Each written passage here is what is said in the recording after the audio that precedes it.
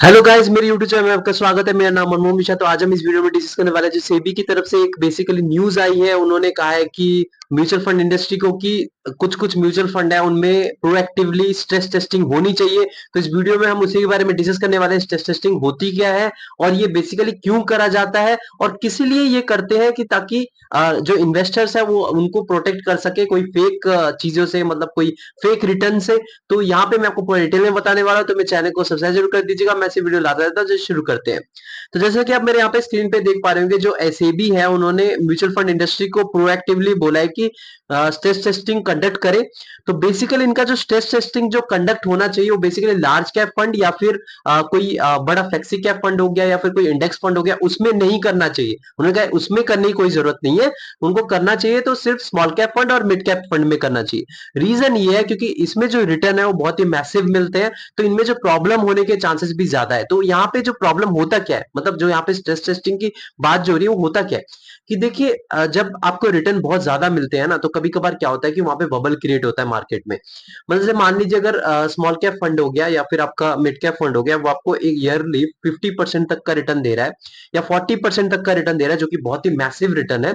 तो होता क्या है कि वो सेबी को शक रहता है, लोगों को भी शक रहता है कि क्या ये जो रिटर्न है वो बेसिकली नेचुरल है, रियल है या नहीं है। मतलब जो पर्टिकुलर स्टॉक्स में आपने इन्वेस्टमेंट किया है वो स्टॉक बेसिकली आपको फायदा दे रहा है या नहीं दे रहा। मतलब वो स्टॉक में तरक्की हो रही है या नहीं हो रही। मतलब जैसे आपने 100 स्टॉक पे, आपने जो भी म्यूचुअल फंड लिया उसमें 100 स्टॉक्स हैं, ठीक है, स्मॉल स्मॉल कैप कंपनीज है, मतलब छोटी कंपनीज है।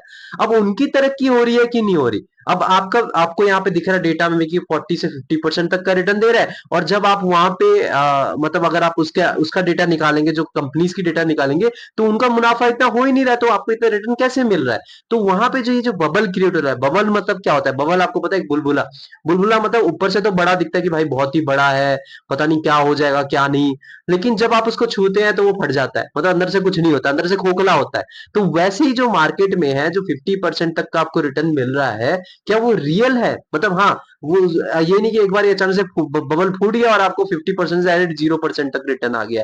तो ऐसा बिल्कुल नहीं होना चाहिए। उसके लिए स्ट्रेस टेस्टिंग हो करना बहुत जरूरी होता है। और ये ज्यादातर इशू जो है वो आपका स्मॉल कैप फंड या फिर आपका मिड कैप फंड में होता है, क्योंकि उसमें आपको रिटर्न देने की कैपेबिलिटी भी ज्यादा रहती है, तो उसमें घपला होने की भी चांसेस होते हैं। क्योंकि यहाँ पे जो इतने सारे स्टॉक्स होते हैं ना, उसके सारे हर कोई एनालिसिस नहीं करता, और हर चीजें, हर मतलब मार्केट का जो हर एक चीज स्टॉक्स पे नजर नहीं होती। ज्यादातर नजर किसकी होती है, जो लार्ज कैप स्टॉक्स हो गए, जैसे मतलब बड़ी बड़ी कंपनीज हो गई, अदानी की कंपनी हो गई या फिर टाटा की कंपनी हो गई, उनमें ज्यादातर फंडामेंटल एनालिसिस लोग करते हैं और वहां पे इन्वेस्टमेंट करते हैं। इनमें ज्यादातर ध्यान नहीं देते। तो स्ट्रेस टेस्टिंग में करते कैसे हैं? मतलब होता कैसे है? तो स्ट्रेस टेस्टिंग में सबसे बड़ी चीज जो देखी जाती है वो है आपका लिक्विडिटी। जी हाँ, लिक्विडिटी मतलब जैसे मान लीजिए अचानक से मार्केट पैनिक सेलिंग में आ गई, मतलब बहुत सारे लोग वहां से एग्जिट मारने लग गए, तो वहां पे आपका जो अमाउंट है वो कितनी इजीली लिक्विडेट हो सकता है।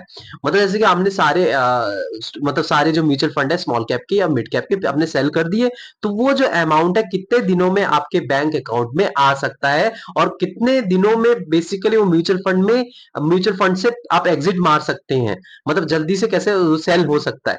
तो वो जो चीजें हैं, अमाउंट लिक्विडिटी चेक करने करने से वो आपको पता चल जाता है।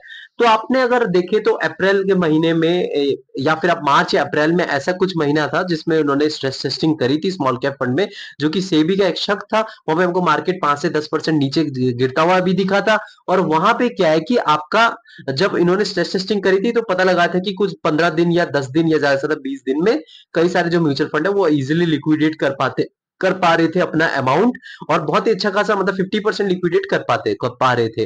तो ये जो चीज है बहुत ही बढ़िया जो रिजल्ट आया था।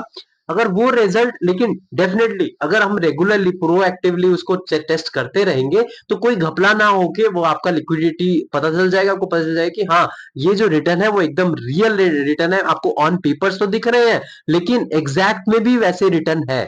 तो ये जो चीजें हैं उनको आपको पता चल जाएगा। इसीलिए जो सेबी ने है उन्होंने कहा कि म्यूचुअल फंड इंडस्ट्री को प्रोएक्टिवली मिड कैप फंड और स्मॉल कैप फंड में वो अपना स्ट्रेस टेस्टिंग करिए। और लेकिन हाँ, इंडेक्स फंड आपका लार्ज कैप फंड हो गया, फ्लेक्सी कैप फंड हो गया, उनमें करने की कोई जरूरत नहीं है, क्योंकि उनका ज्यादातर रियल होने के चांसेस रहते हैं, क्योंकि वो ज्यादातर जो इन्वेस्टमेंट रहता है टॉप की 100 कंपनीज होती है, टॉप की 80 कंपनीज होती है, तो वहां पे आपका इन्वेस्टमेंट है, तो वो आपको डायरेक्ट रियल दिखी जाता है। जो निफ्टी 50 हो गया, आपका इंडेक्स फंड हो गया, फिर उससे डायरेक्ट उसको पता चल जाता है, तो उसमें कोई ज्यादा घपला नहीं होता। लेकिन जो नीचे की जो चीजें उनमें ज्यादा रिसर्च नहीं की जाती, उनका ज्यादा मार्केट पे नजर नहीं आता, लोगों का नजर नहीं होता कि भाई किसमें पैसा लगाया, क्या है वो कंपनी क्या कर रही है।